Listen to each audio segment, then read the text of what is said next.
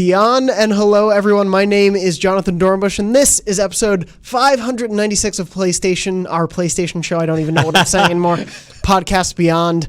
It's been a week and it's only Tuesday. That's right. My name is Jonathon Dornbush. I'm joined this week by Brian Altano. Brap. Thank you so much for being here, Brian. Of course. For those who are watching, you may notice, and for those listening, you may also not be hearing any other voices. That is because Max Scoville is on vacation this week. Lucy O'Brien, unfortunately, had to drop out last minute. It's a very busy week here. And surprisingly or not, the rest of the office is very, very busy for being pulled into a room at the last minute. They have a lot of work going on. That's right. So we'll do a classic Podcast Beyond, very intimate two-man talk about PlayStation. And what there is to talk about, boy, the world of PlayStation is just ablaze. After their tremendous E3 presence, it's hard to come back. Yet they continue to go. Yeah. More announcements, more big reveals. No, it's really quiet out there right now. It is. But before we get into all of the news we will talk about and some other stuff, first wanted to say, if you didn't listen to last week's episode or have and just need a reminder, unfortunately, we are not able to do a live episode 600. I know we've been talking about doing something, and unfortunately, the timing just didn't work out. Putting all that production into place, unfortunately, just couldn't come together. That said, we've been talking about it. We are going to be doing an episode 600. Don't fear that. We are hopefully putting some fun plans together. I think it's going to be a really fun episode. Yeah. We're definitely going to try to involve as much of the community as possible. I'll probably have more to say on that, to how to involve all of you next week. But yeah, very excited about that. Also want to say thank you to everyone who's been tweeting Rutabaga at me over the last week. If you know, you know. And if you don't, go listen to the drunk episode of Beyond on your current podcast feeds. Wow. Yeah, I missed that one. You'll understand Rutabaga. Yeah, unfortunately, we were on the last night of E3 and it was kind of it was totally crazy. cool. Yeah. We flew out of town. E3 was, it was a lot. It was a lot. And we are going to talk about how E3 was for you because we haven't actually gotten to talk about that. Sure, yeah. But first, there are a few small news updates that I did want to touch on very briefly. Sure. There's not much, but we'll try to go through it. The first thing that I'm going to bring up is that there is a new patent from Sony about faster loading times. And people may be wondering, unfortunately, the laptops we have currently in the podcast room don't have our soundboards on them. So I don't have the crunch jingle for you. Brian, could you give me a good crunch? Crunch. Thank you for that. So there's... I forget how the whole thing goes. We've heard it so many times now. There's the kid screaming. Extra. Read all about a crunch. People keep asking me if I'm going to pay that kid. I don't know who that kid is. I don't know at all. We'll buy a newspaper from him tomorrow. Yeah, hopefully that'll give him 25 cents. But anyway, Sony has patented a new technology that will help remove loading screens from games that use it. The patent, titled, quote, "System and Method for Dynamically Loading Game Software for Smooth Gameplay," rolls right off the tongue, describes a technology that loads in data in advance in order to prevent load screens. The patent explains that the system can monitor the player's character and use this information to load in new areas in preparation as the player approaches them.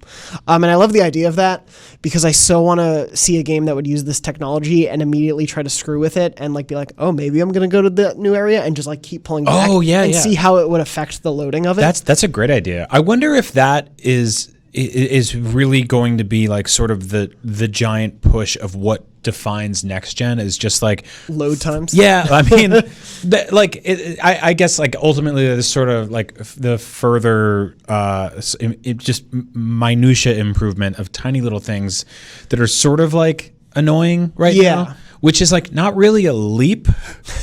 No, not so much. It's a like incremental step. Incremental step is exactly what I'm expecting. That's kind of what I thought this gen was going to be about, was sort of more like the fidelity of the worlds we're in. And there are definitely some games that push that, obviously, with like Red Dead or GTA or even things with like Shadow of War and the Nemesis system. But not every game adopted that in the way I expected. And I feel like this gen is going to be like the technology is there for people to do that at smaller scales, maybe at smaller budgets. It'll be a lot more feasible for people. Yeah, totally. I mean, I would say, like, weirdly looking back, one of the best things to come out of this gen in terms of improvements was operating systems. And I don't know if that's because the power of the PlayStation 4 allowed for a better operating system, or they just designed a better operating system, or both.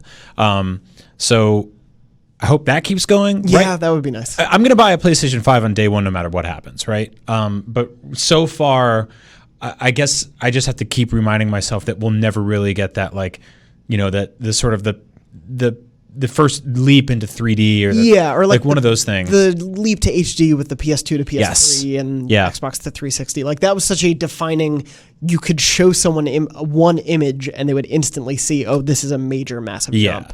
And like games at the start of the PS4 and Xbox One looked pretty, but they looked like better versions of what we knew to an extent. No, totally. At least for a little while. Yeah. And I mean, we're hearing stuff like 8K right now, which is an utterly meaningless buzzword meant to sell TVs to the high-end market of rich dudes at CES. You know, like there's 4K still isn't the most widely adopted thing. No, totally. And it's even then is like getting sort of any sort of parity across all streaming platforms to make sure it happens.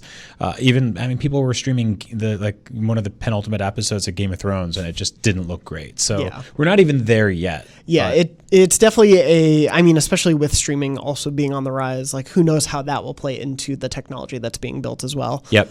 But as our own Matt Perslow wrote, effectively this means if the game detects that you're approaching the boundary of the environment that is currently loaded, it can load the next environment into a standby memory module and then instantly display it when you eventually reach the boundary rather than sending you to a loading screen or a transition room such as Mass Effect's elevators. Of course, I think like one of the biggest things we see in games this generation is the like walking between two rocks to slowly move your way through an area as sort of like masking a load. Which I've always been fascinated with, by the way. That's something Metroid Prime, if you ever played that game, if you remember shooting doors, and sometimes it would take a few seconds for them to open up, that was masking a loading screen. I mean, games have been doing this for a very long time. I think the most rudimentary way we can break this down is sort of like if you're playing Tetris and there's a block in the corner that you see is going to drop next. That's basically what this is doing on a much grander scale. Yeah, and obviously as it's a patent, we don't know like how fully it will be used, if it ever actually gets used. Yep. A lot of these companies do just file patents to have the technology on board in case they ever need it. That doesn't necessarily mean we'll see it adopted, but I watched the 50-something minute behind closed doors Cyberpunk 2077 demo at E3, and they very outright stated that there's no loading screens in the game or anything like that. But at one or two points, they did fast travel, and it was like literally 3 seconds. Yeah, it was kind of nuts. It was like...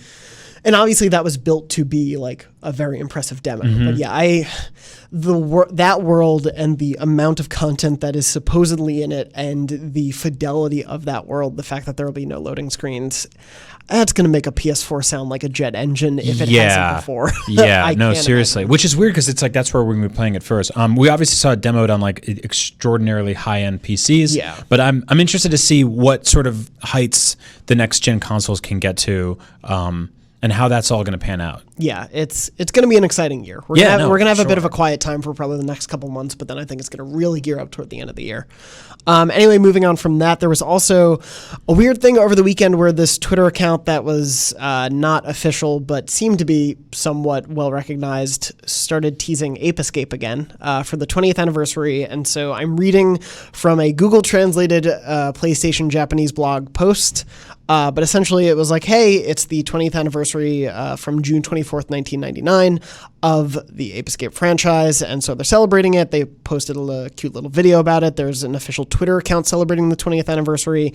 There's a new theme. I'm not sure if that's available everywhere actually, but it's coming August 6th for an anniversary theme. And it kind of just said like, hey, Ape Escape is still around, and showed like a very high resolution 3D animated ape. And so everyone was like, oh, is a new Ape Escape game coming? And as of the time we're recording, they haven't said a new Ape Escape game is coming, which probably means by the time this episode goes up, they will have said a new Ape Escape game is coming. That feels like a good PS4 swan song type of thing to do. Do you think we'll see a new Ape Escape, and like, would you want a new one? I would want, I mean, so the original was so like intrinsically connected to the novelty of like dual analog and such. And so obviously, once again, that is a novelty that is far behind us. And but I would like to see sort of a new approach on that. Personally, I'd rather get a new monkey ball, but that's just me. If we're bringing old chimps out of the past onto video game systems.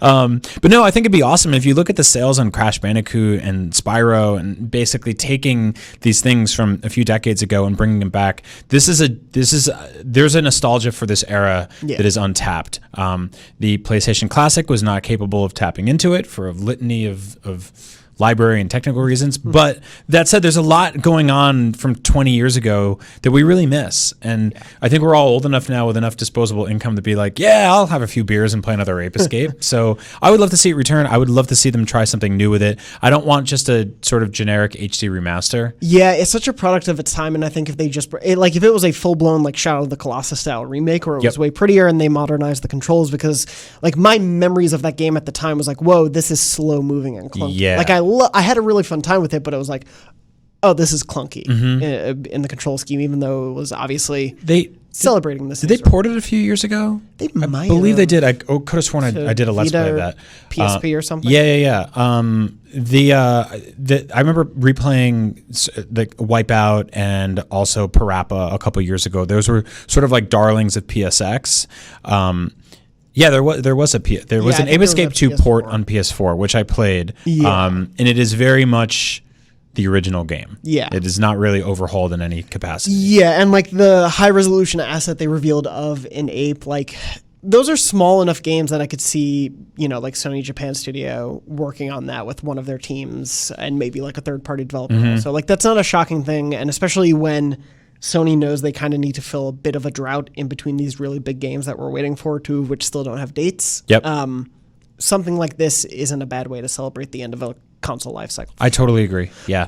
So we'll see if that actually happens. Again, as of right now when we're recording, they haven't announced it. So if they announce it and you're listening to this and we sound like idiots, it's our fault. It's definitely our fault. And if we don't rush back in here to do like a catch up on that one, it's because it's a big story, but not that big. Maybe. I'm trying to think what we would do that for them bringing back like in PlayStation history. Parappa. Yeah. Who's like now hyper realistic, played by an actual man dog. That'd be scary. Is it just Poochie, basically? It's basically just Poochie. It's Eminem. Anyway, from that... With ears. God. I wanted to move on from that to briefly mention, we run these polls now on the IGN.com main page, and just briefly wanted to mention, we ran a poll after E3, this was in the last day or two, of which PlayStation exclusive are you the most excited for that's coming up? Death Stranding, Ghost of Tsushima, Last of Us Part 2, and FF7. Wow. Which, as of right now, is a, like...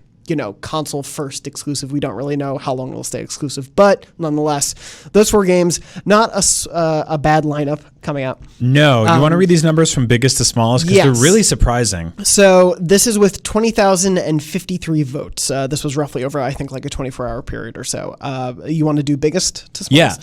Yeah. Number 1, the most anticipated of the 4 is The Last of Us Part 2 with 43.1% of the vote, followed by Final Fantasy VII Remake with 28.8% of the vote.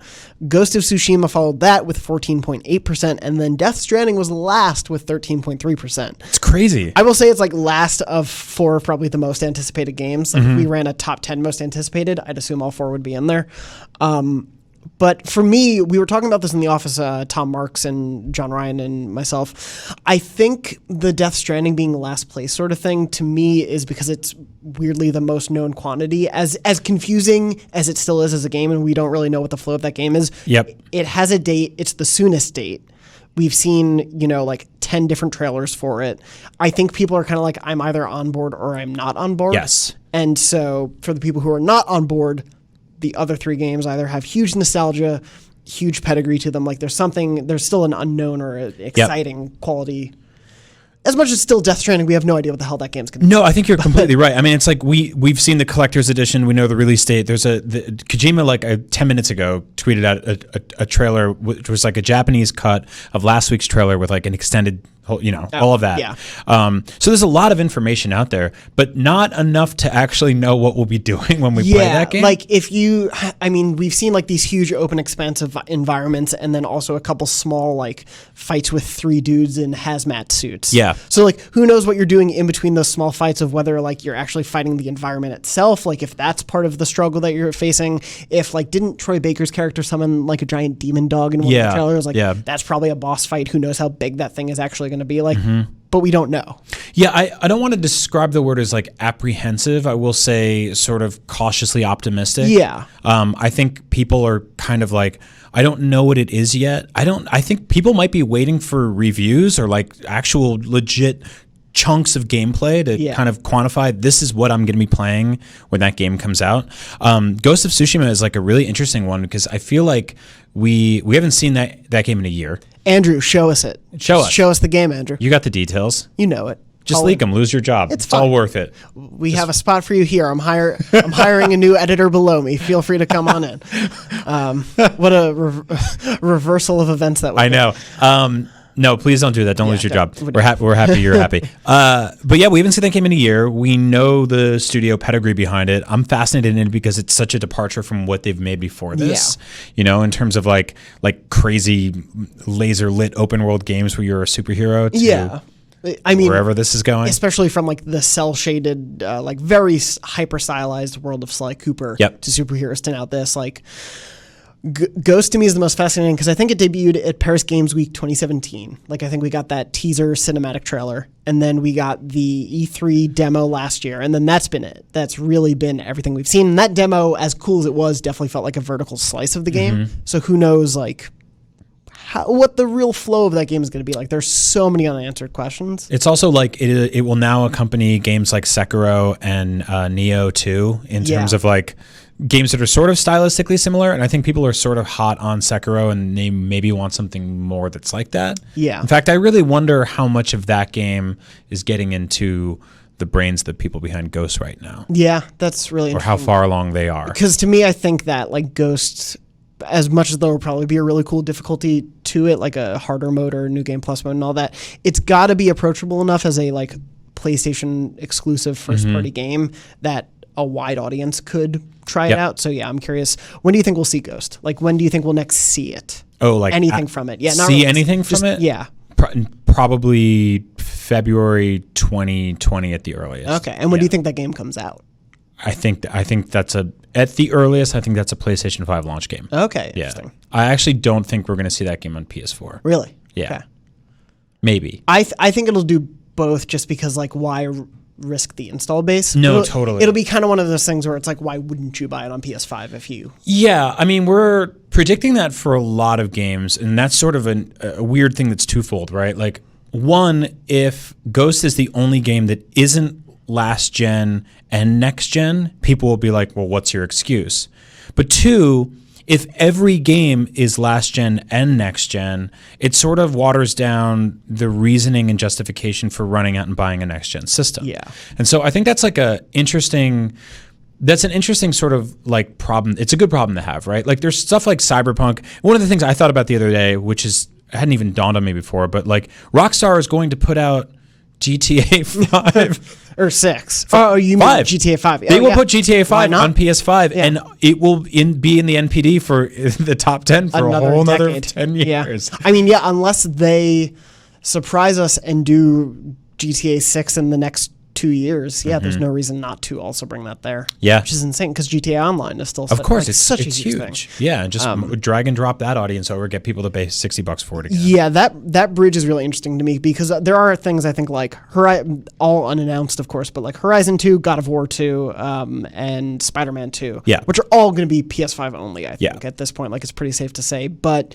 I do think, I've been saying this a lot, I think it's going to be a slower adoption rate from PS4 to PS5 because of the cross-gen compatibility of games and because of there's not going to be that huge jump. I agree. I think that we're going to see day one. So I think people are going to be more inclined to wait until they're the games they need to play. Totally agree. And I think it's like we've seen cross-gen games in the past, especially from Sony with The Last of Us. It was something that like started on PS3 and then relaunched on PS4. Not necessarily like one disc that would work on both systems.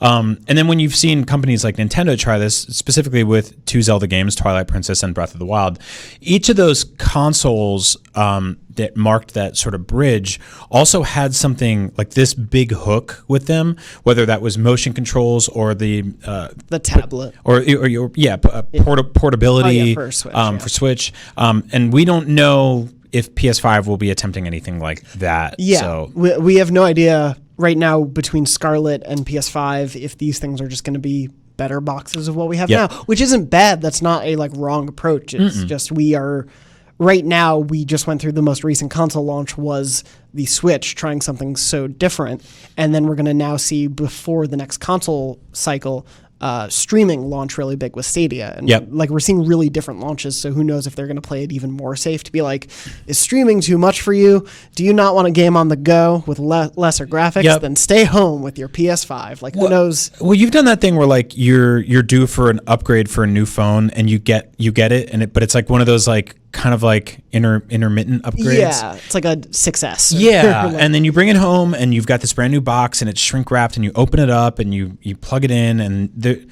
something sort of missing about that like brand new feel of it all.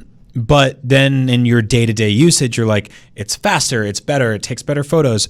I think these consoles will reveal themselves in the long run. But I do think that on day one, when we open that box for the first time, unless there's like major new additions to the controller, the console design itself is sleek and incredibly cool to look at. I do think it's going to be missing that like oomph of like, this is a brand new leap into the next gen. Which I hope means they're really going to put an emphasis into the games that are launching with it. Because like if Scarlett's going with Halo, if we see Nintendo do big stuff in the next year, like who knows when Breath of the Wild 2 launches, who knows what else they have cooking, because they're not going to talk about fall 2020 right now. PS5 can't launch with NAC 3. Like there has to be something big. That they it can launch with NAC 3 and Horizon at least another game. At least 2 games. That would be nice. I'm into that. Yeah, we'll see. Obviously, we have a lot of time to speculate, and depending on our schedule, we're a little budgeted for time today. We may speculate some more. But first, Brian, how was your E3? We haven't talked about it since you haven't been on since then. I was weirdly one of my favorite E3s ever, if not my favorite work wise. I got to basically write and host the live show for a few days, which was great because I always talk about this. E3 is a really wonderful time for video game developers, and you can see the excitement and hear the excitement in their voice. When you watch them on live shows, they have been head down in their studios working on stuff for so long. And this is oftentimes their first time showing something to the public. And they get to come out and they have this like very like, it's like a little kid running in the room being like, look what I made. And everyone's like, yeah, awesome. Or some people are very angry, justifiably, because these are ultimately consumer products that we will have to throw money at. I loved E3. It was weird because removing the Sony press conference took a little bit of the energy and the excitement out of it. But in terms of sheer number of games, I don't feel like there was any less this year than other years. It was extraordinarily busy and creatively energized as any E3 I'd seen before. Seeing sort of the breadth of creativity coming out at the tail end of a console life, when even like the sort of like slimmest of indie studios had these phenomenal AA games, you know, that they've basically been toiling away at for so long. Seeing people sort of maximize the power they could get out of these consoles. So it was a really energizing time at the end of the lifespan of these systems. It's cool to see a little bit of the middle in the industry come back. Yeah, I was thinking a lot about that. It's really important that that's made a return because for a while there, it felt like we were only going to get AAA games and indie games. Which meant that like big open world, you know, third person hero shooter MMOs, RPGs, and then like pixel art platforming games, and then nothing in between. And then so I think we're starting to get more stuff like if you look at a game like, you know, Hellblade or a Plague Tale. And I'm like, oh, these are sort of like, they're not open world, but they're not completely linear. They're not, there's a little bit more to their scope and everything. I mean, like, basically all of THQ Nordic's upcoming slate feels like of a piece of that, where it's not 200-hour open world things, but it's also not, here's 4 levels that you can play through in 4 hours. Exactly. I was really excited about things too, like the Outer Worlds, where it's like, hey, this is going to be it's like a Fallout, but it's 40 hours. You're just going to be able to play it in a reasonable time. I'm like, that sounds wonderful. Isn't that great? I like that. I like that a lot. What games did you, obviously I know you were doing a ton on the live show, what either there, if you got to go hands-on with stuff, what did you enjoy seeing the most? Jedi Fallen Order was one of the ones that totally, obviously I'm a big Star Wars guy. I will say I was a little like, we'll see where this goes. And that they didn't really put their best foot forward in terms of E3 presentation to be like, this is what this game is. That game is basically it's like a Metroid game. Yeah, which is crazy. Yeah. I watched EA play. I never got to see the behind closed doors demo, which they've released now, like the full 26-minute that's up now. Demo you can watch. But yeah, it's like there's a scope to this game I don't think we all realized. Yeah, the first of all, Max and I played the demo, and it started out, I don't know if their demo did this, but our demo started off with this like sort of fake training facility where we had to go through waves of bad guys and those like cool K2SO droids. And basically learn the fundamentals of combat. And it gets a lot deeper than I really thought it would. There's also the whole thing where you can kind of pray at these like weird fire pit areas, and it makes you kick into a skill tree where you can level up. A lot of people were really pissed off during the live show demo that they did, where they got like a skill point and then didn't apply it to anything because people want to know where those go. I got to see that screen, and it's like it's dense and there's a lot of options, and that's really cool. But also doing that makes all the enemies respawn, so you can go back out and start grinding again. But there's like a ship area that you can get to that pulls up a map that lets you planet hop, and within those planets there's like sort of if you think about like Tomb Raider had hubs where you could go in and just like, I don't know, I guess hunt womp rats or whatever for a while, you know, like beat up stormtroopers. Go pet a llama. Yeah, exactly. All that. Yeah, I hope they just bring a llama in there. That'd be great. It's a very Star Wars animal. So I'm super into that.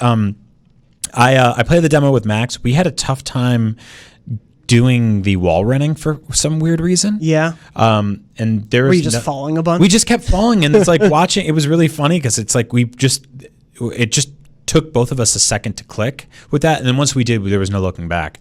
But there was like a 5-minute span where we were passing the controller back and forth, and we just kept taking this new Jedi hero, Cal, and diving him into a pit, and it's just the least Jedi thing in the world. Is like, well, it's like that 25-minute scene in episode 2 where Mace Windu just keeps trying to run off the side of a building, and he just keeps falling, and then Sam Jackson comes back. Weirdly would have improved that film. Yeah. No, so that was really cool. The cyberpunk thing is obviously super cool. I have some weird thoughts on that one because I think that like it is going to be that's going to be a tricky game to talk about because it's going to be offensive and problematic, but it's also, I think that's inherently part of what the entire thesis of what cyberpunk is as a theme. Yeah, I mean, I think it's going to be interesting to see how they actually explore all of the stuff. There's been some, for those who may not know, there's been some controversy in terms of some of the there was controversy earlier, and then obviously with CD Projekt Red's Twitter account in the past has tweeted out some things that were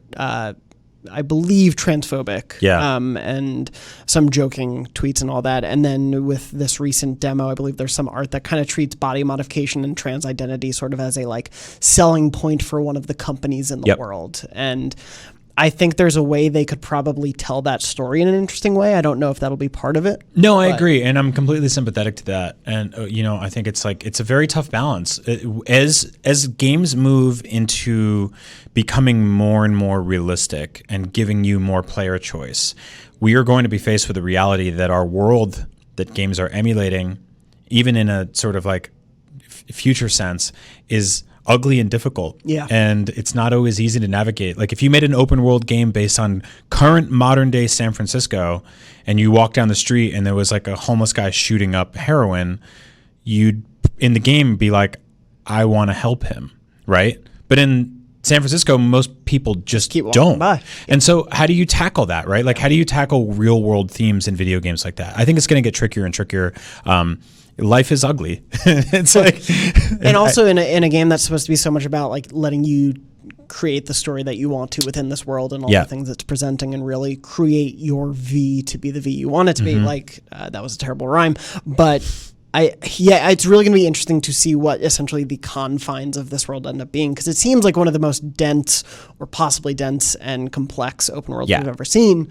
But I wonder where those walls are going to start to appear. Yeah, it's odd. And I mean, if you play the entire game stealth, which we saw the same demo basically played multiple ways, and, one player was sneaking into this, like, beaten up boxing gym and hacking robots to, like, put their power up to 10 and punching dudes' heads off so he could kill people without actually killing people. And the other player walked in with just, like, a big gun and just, like, bullet sponge the shit out of everyone until they were done. And I think that those are two very different approaches, and maybe one is more fun than the other. And so I think we're all going to play very different versions of this game in Synchronicity, and I find that fascinating. So we'll see. I'm curious to see also how fun it ends up being to play it in all those different ways. Like if there's 72 different combinations, are only 4 of them fun? Like I'm curious to see how that plays out. Yeah, I will say the whole notion of a behind closed doors thing at E3 is very odd. I do think, and I tweeted a little about this. I don't want to hog too much time on this, but like I do think the E3 as a show is sort of losing its identity a lot, and I think that right now it's still kind of business as usual for the press, which is fine and dandy, but the entire notion of bringing audience in and not really rewarding them enough for the money they're paying is something that's not like sticking well with me. Yeah. I talked to tons of fans there who paid a lot of money to get in that show and then waited 8 hours to play one game. And I don't think that's fair. I think that's like, if they're going to head into a more consumer friendly territory, I think that's something that needs to be taken care of. And I think there needs to be 4 times as many demo kiosks for everybody. I think it's like, if this is going to be like, you get to go to the biggest show of the year for gamers, like let's make that for them, like let's have more swag on the show floor. Let's have more exclusive merchandise. Let's like really make this a show for fans, and then also give press their behind closed doors nonsense, whatever they needed to do, keep doing their jobs. So. Jamo Jamster from the Facebook Podcast Beyond group, which is facebook.com/group/Podcast Beyond, asks, the perception of E3 is that it's heading toward irrelevance, or at least a shift in priority from the big names in the industry. Do you see the same thing happening at Gamescom and TGS? And I wanted to bring this up as you were talking to that, because I totally agree. I think E3 needs to change from what it was this year and last year. I think in terms of other trade shows being hit with irrelevance, I think Gamescom kind of has the perfect format in terms of balancing both, having some days just for press and industry and then opening it up to the wider audience. Yes. And I think like in the LA Convention Center, there is a lot of conflict that ends up happening with people having to run between appointments, whether it's press or people in the business side of, working from a GameStop or a Walmart, or people who are devs and publishers, and then all the fans who are waiting around, seeing all these people running around. Maybe they're missing something, maybe they're not. Yeah. It's a weird conflicting 2 different shows kind of competing for the same space. Completely agree. I feel like an ass when like I have to run to the front of the line to get to an appointment that I booked, a month in advance, and I'm cutting off 30 people that are like, "Hi Brian, I've been in line for 3 hours." Like I'm doing my job. They're trying to get their money's worth for something, and there's a conflict there because it's like there's a perception that like I'm better than them, and I don't want to feel that way. Yeah, and so I think the press day thing is a very important idea. TGS does it as well. Yeah. Germany and Europe as a whole also has the benefit of not being sort of inundated with conventions all year round, and so there is a sort of specialized focus for Gamescom. Here we have like an interesting problem where we have more conventions than ever, but they're all sort of smaller now because of it. And so each show isn't as big, but there's more of them. And if you live in Texas, you can go to PAX South. And if you live in Seattle, you can go to PAX West or Prime, whatever they call it. I think it's West. Yeah. Now. Yeah. West. Yeah, there are multiple PAXs. There's E3, there's Anime Expo that has games as well, I think now these days. There was a New Jersey gaming convention over the weekend. I was like, how was I not invited to this? I think there was, I swear someone invited me to the Facebook group for it, but I think there was like a Kingdom Hearts con. Of course. Before the game came out, like in Texas somewhere. Like there's just now, there's 12 different Comic Cons every month. Like it's just kind of ever present. I almost called that Condom Hearts, and I realized that's very bad name for a show. Very different game. Very different game. But yeah, I don't think the show is dying or anything. This is also like, we are having conversations about the death of GameStop, the death of games media, the death of E3, all in the sort of penultimate year for consoles right before a brand new console lifecycle begins anew. I think these conversations they're valid. I think they're all a little premature. Yeah. I wasn't a part of those conversations in the last console shift, but I feel like I remember a lot of people talking of like, oh no, the industry's going to go downhill every this time. New gen. It's going to be, yeah. And like, don't get me wrong, I think things are going to change a lot when it comes to conventions or the way we cover games and all of that. But I don't necessarily think that means it's outright dying. Totally. Anyway. But yeah, I do think E3 needs to change, but it's going to be one of those weird things where next year it's going to be a huge bounce back because it's next gen. And so unless everyone drops out. I agree. Removing Microsoft and Sony from the show floor, I tweeted this out, but it sort of felt like when you go to a mall and like Macy's and Sears is gone. Yeah. There's the big fish and the small fish, and they sort of feed off each other in a big center like that. And the show just basically stopped once you walk to a very shrinking perimeter. And removing, the big stores, you're left with Nintendo, which is huge, but then the rest it just kind of feels like a sharper image and like we were CD World or whatever. We've been saying it a lot, but like Geico Gaming had like a large space that other developers would have had in years past, and it just felt like a different sort of thing. Mm-hmm. Yeah, one of the most tragic points of my life was when they gutted a few of my favorite pretzel places in the mall. That sucks. And then replace them with a single pretzel stop in the middle of the food court, and it was awful. Oh, that really sucks. It was like the worst gross butter you could put on a pretzel. Annie Ann's was always my go-to after like trying on a bunch of clothes that didn't fit. I'd just be like, well, time to guilt eat some pretzels. Just lean into it. There was a place I swear to God, they're like 80% butter. They're so good. Oh, yeah, they're amazing. There was it sounds like it would be terrible, but there was a place called New York Pretzel in my local mall on Long Island that was open. It was one of the ones that was replaced, and they were the pinnacle for me. They were I believe Auntie Anne's was trash compared. to I believe that because you were in Long Island, so I would believe New York pretzel. In California, I'd be like, screw that. I'd never eat that. Yeah. Brian, I know we're a little short on time today. Sure. I do want to ask. So we have a few things we could talk about. Mm-hmm. I do also have a bunch of questions from the readers and listeners and viewers in the podcast group. Do you want to talk about some VR stuff? Do you want to talk about what we're playing? We could save the VR stuff. Okay. Why don't we take some questions? All right, let's do that. The first one I want to bring up. So again, all these questions Listeners. come from viewers, watchers. We call them readers all the time, but this is an audio show. I know. Yair Donan from the Facebook group asks, "Hey, baby. Mostly for Brian.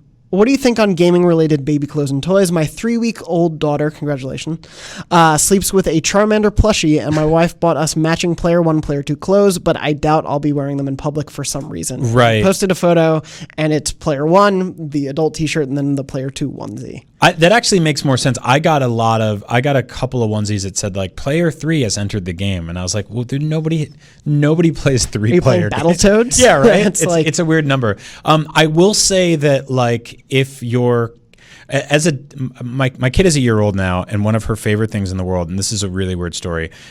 My brother got us a plush Kirby that we put on the shelf above her changing table, and so. Changing a baby's diaper is terrible for you. They're also not crazy about it because like they're laying on their back in this vulnerable position and somebody's holding their legs up in the air and wiping poop. It's gross. Normal Tuesday. Yeah. So they start crying. And so one of the things I started doing with my free hand is reaching up above to the shelf where Kirby is and like kind of making Kirby peek out. And then my kid would start giggling and laughing, and I would take the Kirby down and hand it to her. And so she holds a Kirby and she's like laughing and smiling while I'm cleaning poop. And so that's great for her, but she also might be developing a weird intrinsic mental connection between Kirby and pooping, yeah, which is odd. When the Kirby game at the end of the Switch's life cycle comes out, is she just going to see him and be like, I have to go? I think so. I mean, I think like the whole thing about like nerd culture and babies is like you have to walk a fine line between like pushing your interests onto them, but also realizing that like we live in a very cool modern geeky world now where you can get stuff to decorate a nursery or a playpen or anything like that, or even clothing that is like that evokes those things without screaming like I'm Player 2 or like I'm a nerd. It doesn't have to be like a Facebook ad shirt. Yeah. You can do like tastefully geeky stuff, like not baby related, but in our kitchen, most of our glasses that we use are like great Mondo art glasses from Alamo because they look beautiful and they're not super awful, like they're not egregious, but yeah, I think that like that sort of tastefulness applies to adulthood as well. I mean, to me it's no different. I saw a guy like pushing a stroller around and his kid had like a Pink Floyd shirt on, and it's like, well, your kid doesn't know what that is. They might, you never know. You're kind of pushing your interest on them in an interesting way, but like it's also like, I don't know, they only wear those clothes for like a couple of days before they grow out of them anyway, so you might as well have fun with them. Yeah. Whether it says Player 3 has entered the game or just Player 2. Moving on from that, Osvaldo asked, how was Florida, Brian? You and Max were out last week because you were in Florida on a video shoot. We were on a video shoot that I can't wait to talk about. But you can talk about being in Florida. I can talk about being in Florida. Florida was wonderful. I was in Miami Beach for 4 days, and it really, really, really made me want to replay Vice City. Okay. And I was thinking about how weird it is that like those games don't just get ported to everything. There aren't like HD remakes of those games. It like, I don't know. Rockstar is really excellent in what they do, but they're also like, they have a tendency to kind of just like focus all in on one or two things at a time, which are the biggest things in the world, justifiably. But I would love to see like just an HD remake of Vice City on PS4. I'm actually surprised we haven't seen as many of those as I would expect. I feel like Bully's probably been remade more than GTA's have. Yeah. To a certain extent, which is unexpected. Well, there was a while where they were getting ported to old systems and to Vita and PSP and stuff like that. You just can't play them on PS4 the same way. Yeah. So it's a bummer. Maybe PS5.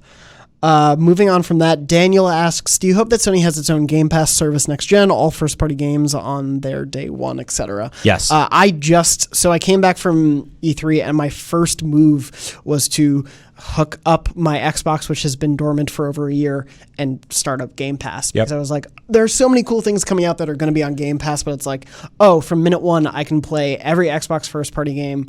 Outer Wilds, Forza Horizon 4, Ori and the Blind Forest. Outer Wilds isn't first party, but it just like there's such a gamut of things I could play instantly. Yeah, and the thing is, even when Sony is absolutely crushing it in first party. That is undeniable. Like they're probably doing better than they ever have before in terms of that rhythm right now. And Microsoft, frankly, isn't and hasn't this gen. It's just didn't work out that way. But where they have made up that mind share is with Game Pass and allowing me to jump on and play a bunch of third-party games that like I would have had to pay for on PS4. Yeah. And it's really, really awesome they had some deal over E3 where it's like, I think it's still going on. For $1. It's like $1. Yeah. For Game Pass and Xbox Live, and it's just like, that's insane. Yeah. And so, yes, I really, really hope they steal that, especially in the way we've seen the sort of value decrease of PlayStation Plus.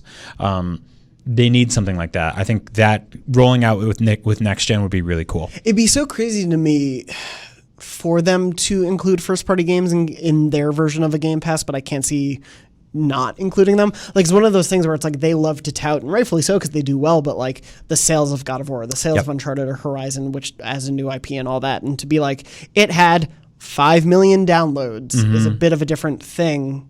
But I guess you could also directly correlate, hey, we got 2 million more Game Pass, whatever they call it, subscribers that month because of God of War 2. Totally. Like there's a give and take to it. Like maybe they'll do DLC definitely in there, things like that. I don't know. There's like a lot of options they could take with it. No, I totally agree. I really appreciate, I'm like a total geek for like NPD and like sales numbers and stuff like that. I've always been that way for some odd reason. But the interesting thing that's happened this generation is Sony's been very transparent about that because they have a good story to tell, and Microsoft has very not been. Yep, they stopped reporting Xbox One. Yeah, so long ago. It reminds me of like Netflix, where you're into a show and they just cancel it, and you're like, was it not popular? And they're like, no. And you're like, well, we didn't know that. Yeah. Like, we couldn't start a petition to be like, save it or make a second season. Like, we could on a show on NBC when they're like, ratings are down, it's on the ropes, and the fans get together like they did for something like Community or something like that. Yeah, especially when Netflix goes like 40 million accounts have viewed sex education. That means nothing to me. Yeah. That's like, 50,000 cars drove by a sign that said turn right. It's like, well, is that a view?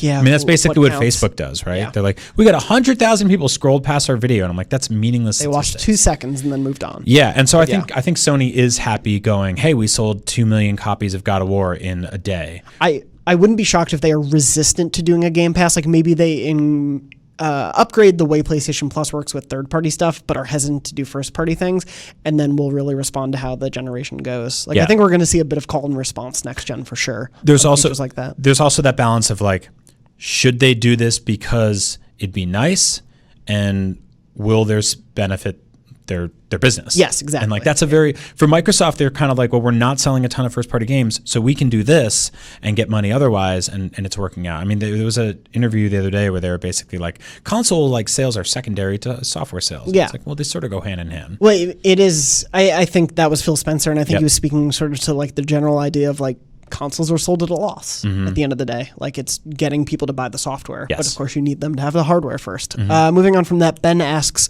what color will the PS5 be, and will it be able to make coffee? Probably not, but that would be really nice. I'm black or white. It'll be black at launch for sure. Yeah. I would guess. I wish it was white. That'd be cool. No, they usually do the special systems later. The glacier white. Yep. I think came with Destiny. I remember one of my favorite things about the PS3 were all the photoshops of it being a George Foreman grill. Oh yeah. And like people cracking eggs on it and cook, like you couldn't actually do that. I don't think it'll be able to make coffee. I do think you'll be able to plug like a USB coffee roaster into it. That'd be nice. Yeah, which you can do on your PS4 right now. Oh, you can? If you have a USB coffee roaster, if that's the thing that it probably does. Everything is USB enabled right now. Exactly. I know we have a little bit of time left with you, Brian. So when do you think the PS5 will be unveiled to the public?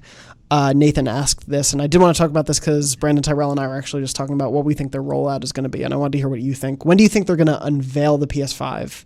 So they've done this, like, the next gen is coming. Right. When do you think they're going to be like, here is the PlayStation 5? February. Okay. That feels right. I believe that's what they did for the PS4. So yeah, for the PS4, it was February that year. Did they show us the box? Not at that time. They showed us the controller and games. Because I saw a tweet, like a very old tweet got kicked up the other day from Major Nelson. Yeah. Do you remember that? Yeah, where it was like interesting look, announcing a console but not showing the box. Project Scarlet. Yeah. Exactly.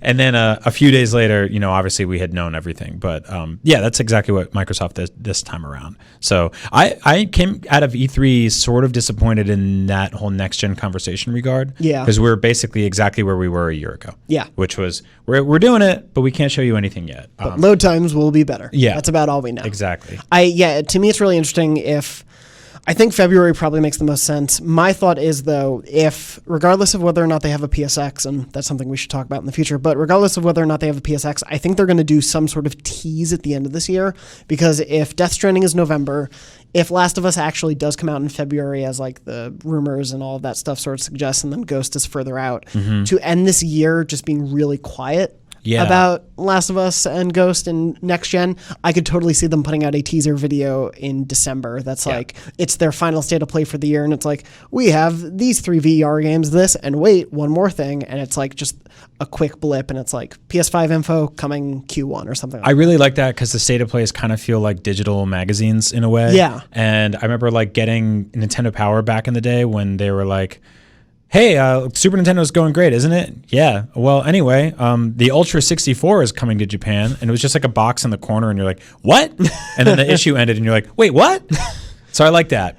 That's a kind of good idea to just throw it in there as a footnote. Yeah. And coming next year, the PlayStation 5. Yeah, I wouldn't be shocked if that's how we get the name of the system. God, I can't wait to hear the name of the system. Who knows what it could be?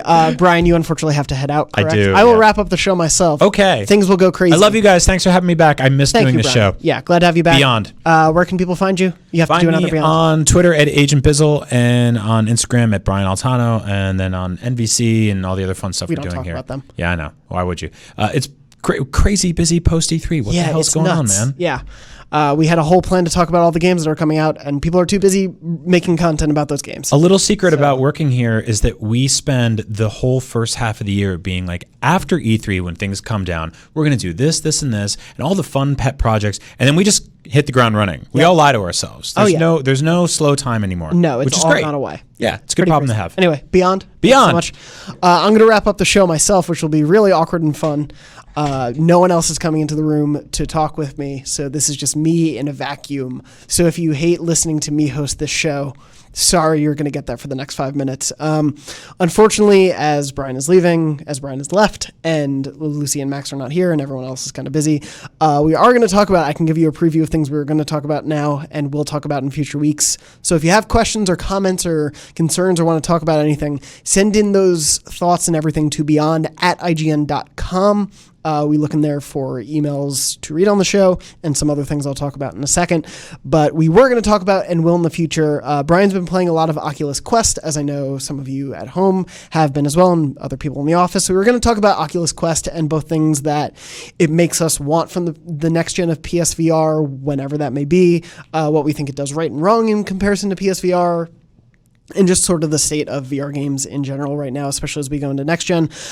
We also wanted to speculate about the next state of play and what we think we're going to see in it, because it seems to be kind of time for a new state of play to come around. Hopefully that happens soon. Me saying that probably right now means they'll announce the state of play in between episodes. So sorry. If that happens, we'll speculate for the next one, definitely for sure. But of course, as more state of plays happen, we'll try to make sure we cover those as timely as possible on the show. I know we did a late breaking state of play last time episode. Hopefully we'll be able to do that again if it comes in an off day. We also were going to talk about, we'll probably talk about in the weeks to come, Crash Team Racing has come out, Bloodstained has come out, Judgment has come out. I've played about 2 hours of Judgment myself, and having not played Yakuza before yet, sorry Max, I'm really enjoying it. I think it's really cool. I love the tone, I love the style. I'm enjoying the wacky fighting mechanics in there, and I think we'll talk about that a lot more when Max comes back. So I know the game is out right now, but if you want our thoughts on Judgment, that will definitely come. Beyond that, we'll obviously be covering any new updates on the next generation of things to come as they happen. As this episode winds down, thank you for bearing with me on my own right now. This is quite the fun time. I did want to mention, in addition to questions, comments, or concerns, if you want to submit a trophy test suggestion, please write into beyond@ign.com with the subject line Trophy Test. Trophy Test is a game that we play on the show that we haven't done in a while, but I promise is coming back in full. It's just been, again, with E3 and post-E3 being so crazy, hard for us to do, but we will be bringing Trophy Test back soon. I'm going to definitely just write a bunch of those down for us to have for future shows to come, and hopefully maybe have a new game or two to come up with pretty soon as well. So if you have suggestions, basically what I want you to send in is the description of a trophy as it exists. Tell me what game it is so I know. And then give me both the real title of that trophy and then a fake title of that trophy. Please try to be creative or funny or silly or in line with the real trophy headline. You can send me a handful of them if you think it helps in terms of like flow of asking these questions, but having a few trophies to send people's way is very helpful, especially when time is short some weeks. I must sound like a crazy person just talking to myself in this room all alone, but I'm going to keep going very quickly. Memory Card is another segment we do on the show. Every week, we either tell stories ourselves or read some from the viewers and listeners at home. If you have a Memory Card story you'd like to share with us, more info on that coming soon. We're going to definitely be doing, I think, a lot of memory card stuff for episode 600. But if you have memory card stories, please send them in to beyond@ign.com with the subject line Memory Card. We'll read those on the show in future weeks to come. They're very funny. They're very sad. They're very heartfelt. Whatever that you want them to be, tell us your stories. We love hearing them, and we appreciate you being willing to share them all so much. Not going to read one on the show right now, or maybe I will if I can find a good one. Okay, so I do have a memory card to share with you right now. It is from Amanda. Amanda wrote, "My memory card memory comes from college. The year was 2012. I was visiting my boyfriend over spring break. My entire life, I had only played Nintendo games. My boyfriend had gotten into PlayStation for a few years. While being there, he was playing Resident Evil 5. I kept declining staying due to the Nintendo controller and PlayStation controllers being so different. I had called my parents to talk to them, and my dad was saying I should give the PlayStation a shot, since when my boyfriend came to visit me, he played whatever I wanted." It's good advice from your father. "I gave in and fell in love with the game, I believe. I want to clarify. Who knows if love happened between the two of them? We'll find out right now. Upon coming back, I bought an Xbox 360 to play Resident Evil 5. Close enough, you're still playing RE5. I did not realize that I could not play with him with it, so for Christmas, I got a PlayStation 3. My boyfriend and I broke up. We stopped talking for years because he was hurt. However, a couple years ago, he started talking to me again. We still play games on PlayStation together, and our favorite game to play still is Resident Evil 5. It's very sweet, the power of games bringing you together even after a breakup. Again, memory cards can be whatever memories. They can be happy, sad, funny, weird, wild, unexpected. Try not to BS too much. I do have a meter for that internally, keeping an eye on things. So if you send me too crazy of a story, I may accidentally read it. Sorry if I do. But I really appreciate all of the honest, heartfelt, funny, weird, whatever stories you've all been sending in for this segment. I'm so glad it struck a chord with you. Games to me have always been about sharing experiences and talking about the things we play and the people we play them with and why all of that means so much. That's kind of the point of art, is what it does, how it influences us and in our daily lives. Putting that back out into the world, I think, is a really beautiful, powerful thing. So thank you to everyone who has been doing that. I'm not going to have the show go on too much longer with just me rambling to you in the microphone all by myself. But again, if you didn't listen, Drunk Beyond, it's not a video show. Unfortunately, it is audio only. You can find it on any of the podcast feeds. It is around. It is a very fun 2-hour-ish episode of wonderfully silly ramblings from the final night of E3 where we occasionally talk about games. I loved it. I hope you enjoyed it. Definitely the type of episode I want to do in the future yet again. This has been Beyond, episode 596. Beyond is live every Wednesday at 3 p.m. Pacific at beyond.ign.com, youtube.com/IGNBeyond, and your favorite podcast services around the world. Brian, who's here earlier, is Agent Bizzle on Twitter. Max is at Max Scoville, I believe, and Lucy is at Luce O'Brien, LuceObrien, and I am at JM Dornbush on Twitter and Instagram, so you can follow me there for updates about the show, updates about work. I did just get a promotion, so I talked about that. Very busy. So again, apologies for the show not being super long or super involved with the rest of the cast, but very excited for what's to come. Thank you all so much for listening, so much for watching. I love doing the show. It means so much to me, and now that no one else is in the room while I'm talking, I can get all heartfelt and sappy, but I really appreciate all of the outpouring of support for the show that you have all shown the cast and me since I've taken over. I really appreciate it so much. I know we're not at 600 yet, and I'll probably say things like this there, but this show is such a weekly joy of my life to be able to do and put out for all of you. So thank you so much for supporting it, for listening to us, for rating and subscribing and all that stuff. It's really a blast, and I hope you're all having a wonderful week out there. I almost didn't say the word having correctly. But I hope you are all having a wonderful week, playing some awesome games, and be good to each other, be kind. And if you've listened this far, I want you to give a shout out to Lucy O'Brien on Twitter, LuceObrien, and just say, hey, Lucy, you're amazing. Keep doing great stuff. And with that, thank you all so much for listening or watching, and beyond.